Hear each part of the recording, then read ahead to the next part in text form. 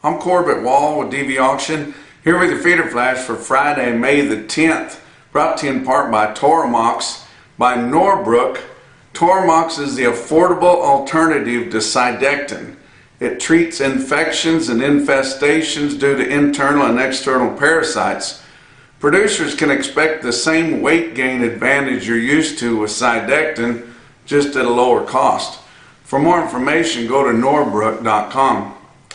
It's their turn to run some red ink, and by saying there, I'm talking about the Packers.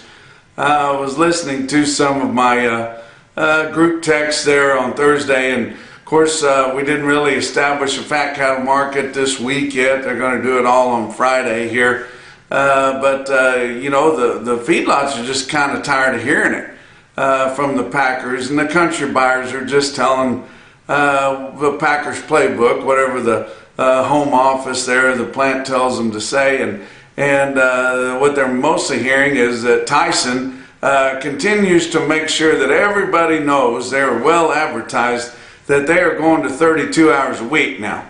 They've been talking about this here several weeks ago, but then didn't follow through because they had commitments that they had to fill as far as beef sales there, but I guess they cleaned those up, and now they're going to 32 hours, by gosh. Well, they're tired of the threat. Feedlot guys are tired of the threat. If you want to go to 32 hours, you want to get on short of product, go for it. That's your prerogative. We're short of cattle too here. But you know, they keep telling everybody, oh my gosh, we're losing money, and I don't doubt that they're probably on the wrong side of breaking even there. We did see one individual sale of some dressed cattle in Nebraska bring $296 dressed. That's a few cents higher than what your choice box beef cutout value was on Thursday afternoon. So if you're going by that, yeah, they're behind the eight ball there. But it's not like cattle feeders haven't had their share of red ink, and they're just saying, you know, we hate it for you, but you know, you Packers, it's your opportunity to do this now. Just because the cattle market's higher right now does not mean that people aren't losing money on their fat cattle. And there's several fat cattle, probably half the fat cattle that are closing out here right now are on the wrong side of breaking even. And that's just because, you know, they had weather on them probably paid too much for them to start out with. They didn't convert as well, a lot of calf feds coming out, and so, you know, that's just the way. But I don't understand how your feedlots are just supposed to assume that as part of doing business, but your Packers don't ever want to get in the red ink. Well, and I can't understand, the Packers are all big corporates for the most part, and I'm talking about your big four, and they've got to answer to a board, and that board doesn't care anything but profits. They don't care anything about it. Now, if you're talking about your family farm or even some big family feeding operations, you know, they know that there's going to be hard times. They know there's going to be opportunities to make money, but they want to hold things together. They want to continue to do business as they've been doing. But we know your big companies such as Tyson, doesn't bother them at all just to pull the plug on a plant, leave a lot of people without jobs, and walk off from it. And I assume they are one of the big four that's probably going to do that the fastest when we start seeing some of these new packing plants coming online. And your sustainable beef packing plant in North Platte, I've seen some pictures of it just recently, and then there's a lot of it above ground, guys. They're getting closer and closer. We've got some more packing plants that are thinking about coming online. We've got a lot of them in the planning stages, and some of them are frankly just dragging their feet a little bit until supplies get a little bit back into their favor. But they'll be coming online, and like I said, you know, everybody's wondering what's going to happen. Your big four will just close plants up. They don't have a problem with that. They just all they're thinking about is overall profit, guys. Livestock Risk Services, they are your LRP specialists, guys. And I was talking with Dakota Moss on Thursday. I told you he was wanting to make some changes. He basically wanted to have you people get onto his website. He's made some changes on there, get on to LivestockRiskServices.com. He's got it fixed where you can fill out an application right on the website. Got DocuSign capabilities there. You can go in whenever you have time and fill out an application for them. That way, when the timing is right for you to take your LRP out, you've already got the paperwork done. All you got to do is call and get a hold of him or one of his agents and tell them where you want to do it. He also said that there's a few changes that are coming on to LRP. We'll talk more about those as we go forward. He's got some other information on the website now. For lack of a better term, we're going to call it a quoter. It's something that's always up to date and shows you where those strike prices are at. And you can even put in different head counts, different weights of cattle, different days of selling them, and see what your premium is going to be. And it's going to be a very interactive website there at LivestockRiskServices.com. Let's talk about your board on Thursday. June live cattle futures were down 52 cents at 175.95. August was down 50 cents at 173.72. Your back months were down 45 to down 90, and that's been that way all week, down, up, down, up. And I would expect maybe this Friday here, it could be higher. And if it does, I think we're going to see a small gain in our fat cattle trade. But May feeder cattle were down 155 at 238.65. August was down 135 at 251.05. And your back months on feeder cattle down 60 to down 135.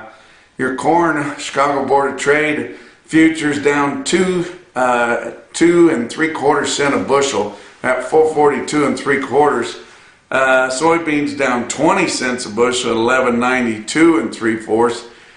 Kansas City hard red winter wheat for May up 17.5 cents at 675 3/4. Fat cattle trade, and we still did not trade fat cattle. We've seen signs that your packers wanted to pay steady money.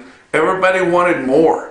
They've kind of decided to get together a little bit and decide that they want more money for their fat cattle. They can't get too excited because the packers are losing a little bit of money right now. We know they're not used to it. They're going to have to get used to it. That's the way this old rough cattle beef business is.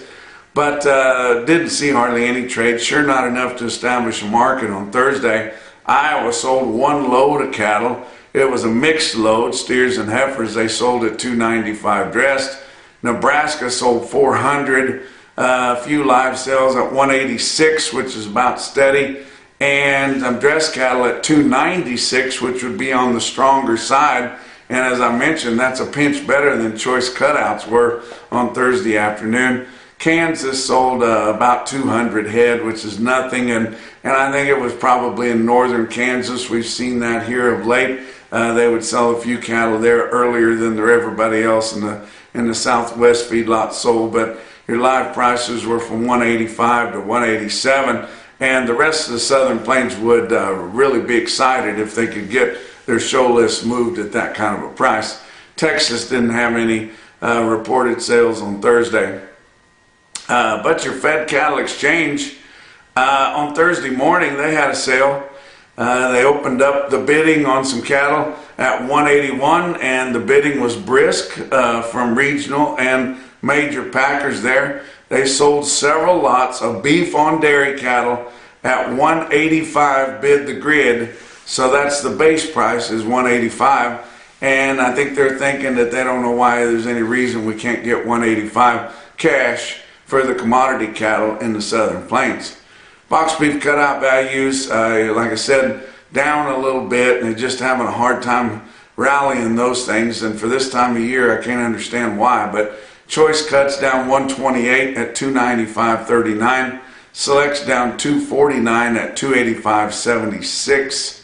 Your slaughter through the first 4 days of the week, pretty decent, 489,000. We're going to get over 600. Maybe, depending on how many of those 4-day-a-week plants are closed on Friday. But that 489,000 was 9,000 more than the same week ago, or than a week ago at this point, and 16,000 less than the same week a year ago. Actual slaughter information come back for the week ending April 27th. Said we had your average dressed steer carcass weights at a giant 920 pounds. So we know that's one reason that's holding things up here is these giant carcasses. But if packers don't want to get in here and buy these things, I think for the most part your feeders are okay just to feed them. It's easier to feed the cattle they got than to replace them, and they know they're not going to take any penalty for big carcasses, so they're just going to make them that big. Let's talk about what else is going on. Fairpiece, and you hear me talk about it all the time. I'm kind of sold on that product. It's a revolutionary product that's scientifically proven, guys, and just a topical product. You squirt it on their pole and on their muzzle, and it calms them down, guys.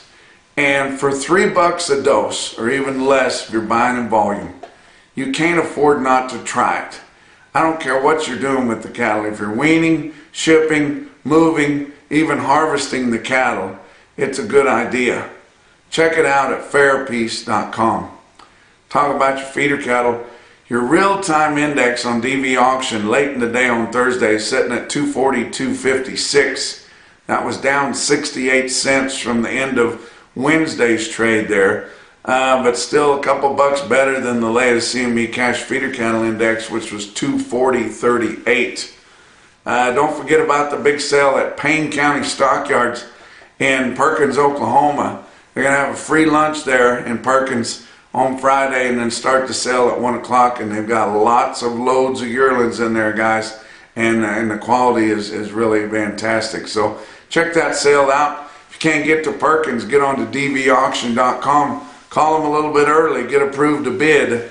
You're likely want to get in on some of those cattle. Let's talk about your big sales on Thursday. How about winter livestock in Pratt, Kansas?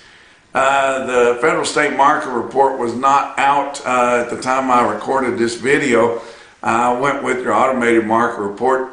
Showed me that feeder cattle sold really whippy. I mean, $3 to $5 higher. And your better tested weights of calves were sharply higher. I mean, a whiz-bang sale there in Pratt, Kansas. Ain't no telling what those Kansas market reporters will call the trend on that report. So I'm just giving you warning on that. But check out an outstanding quote I seen out of Pratt. Was 51 steers weighed 857 on the heavy side of the eights, guys, at 259.25. Wow. How about go straight north out of there, Farmers and Ranchers Livestock in Salina, Kansas, 2,700 for them. Feeders there were $2 to $6 higher. Steer calves, they quoted them $3 to $5 lower, and the heifer calves were uneven. They had a good sale in Ogallala, Nebraska, Ogallala livestock auction there. And I got a trend, or actually an individual quote from that Western Trail sale. They're finishing that deal up, those Teague cattle out of Haskell, Texas. They took them up there, had 213 head of 1,033-pound steers off the graze out wheat, bring 216 in Ogallala. How about Mitchell Livestock, Mitchell, South Dakota? Mitchell Livestock Marketing had some heifers that really topped the market. 57 heifers weighed 720 and bring 255.